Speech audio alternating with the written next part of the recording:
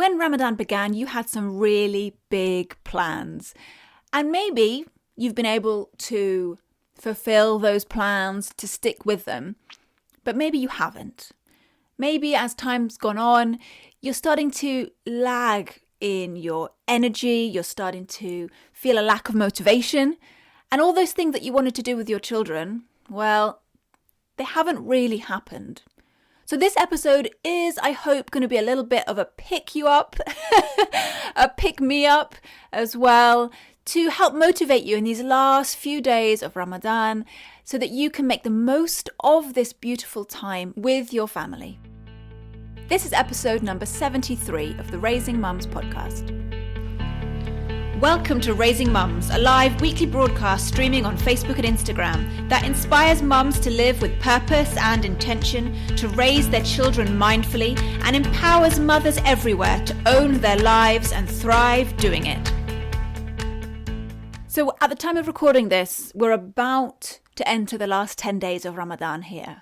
And that for me it's a mixture of emotions, and maybe you feel the same. I'm excited, I'm happy, I feel blessed and grateful to be witnessing this. But at the same time, I feel sad that Ramadan is going to end soon, and already 20 days have passed. But, with all of that, you feel that sense of urgency. Come on now, we've got 10 days left, let's make the most of this. And so that's what this episode's all about, how you can make the most of these last 10 days with your children. So the first thing you can do, if you haven't already, is to make sure they understand what Ramadan's about.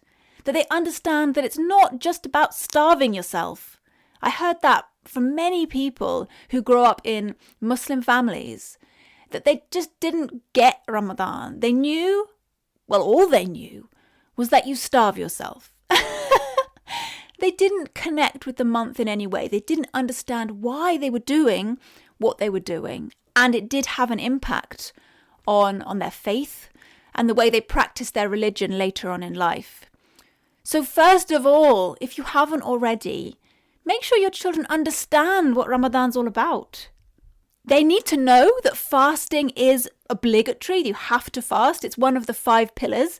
So if you've got little ones, maybe it's worth revising the 5 pillars with them, talking about it, drawing. There are lots of lovely free printables that you can get online if you just search 5 pillars of Islam, and explain to your little ones that these are the things that Muslims have to do to please Allah, to go to heaven, whatever works for your children. But for older kids, they need a little bit more. They need to understand that Ramadan is a time where you really work hard to get the pleasure of Allah and to perfect the way you follow the Prophet, peace be upon him, in the hope that you can attain his companionship in the hereafter. It's also a month of Quran where you read more Quran in the hope of understanding the Quran, once again so that you can connect back to your Lord and draw ever closer to him. And how are you going to explain all of that to your kids? How do you explain something like that to a 9-year-old boy or your teenage daughter? It's hard. It is hard, but it begins with communication. It begins with talking about it, not lecturing, but the occasional comment, the occasional heart to heart. And it also really helps if you have classes where you live, to get them joining those classes. If they're specifically for children, great. If they're for adults, well, bring your kids along. You would be surprised how much they pick up, particularly just from the atmosphere.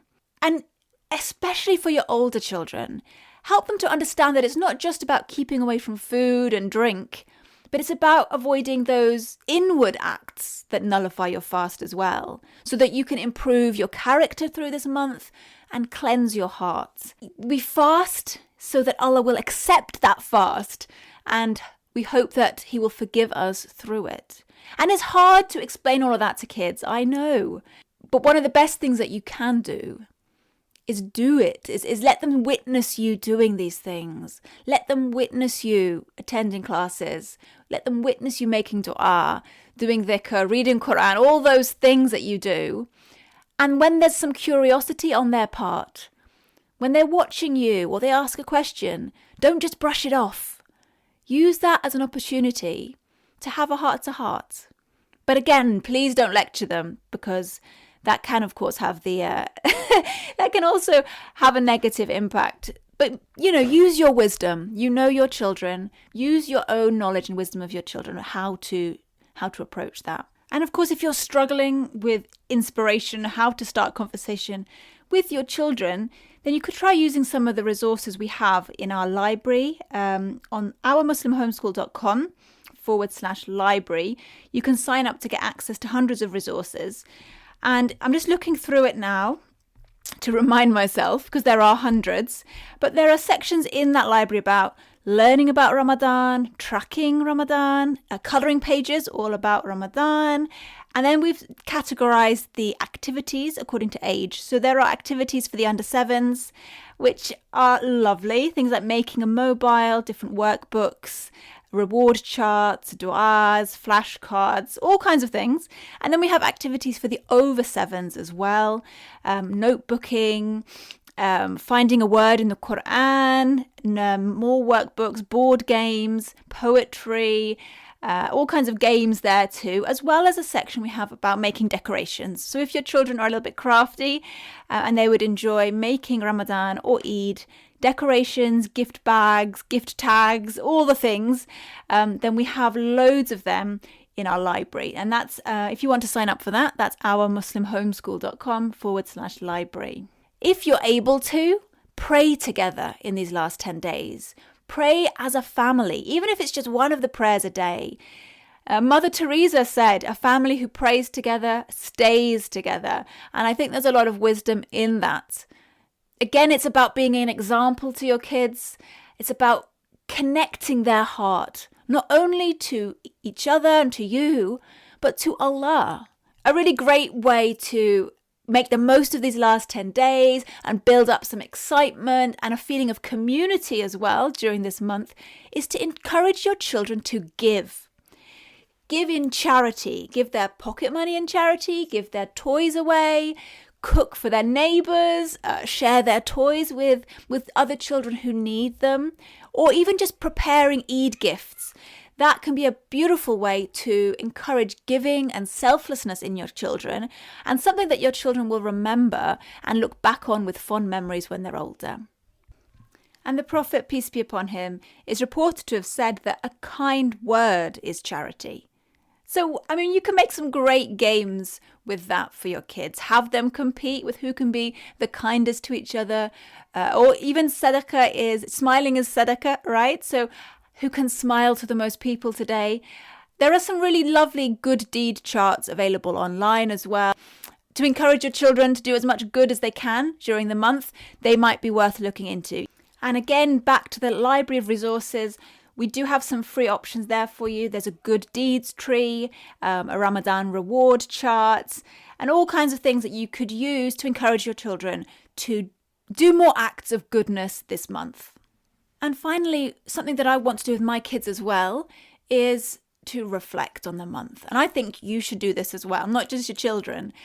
Have a look back over this month and reflect upon your experience. Have your children think about it and have them consider what they would like to do moving forward after Eid.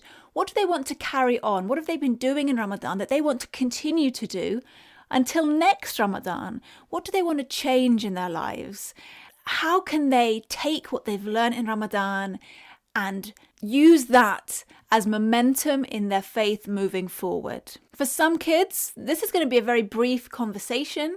For other children who are more inclined, you might want to journal about it, or you could have it as a group activity. Again, tailor this to your own children, their personality, their age, and the sort of things they prefer to do.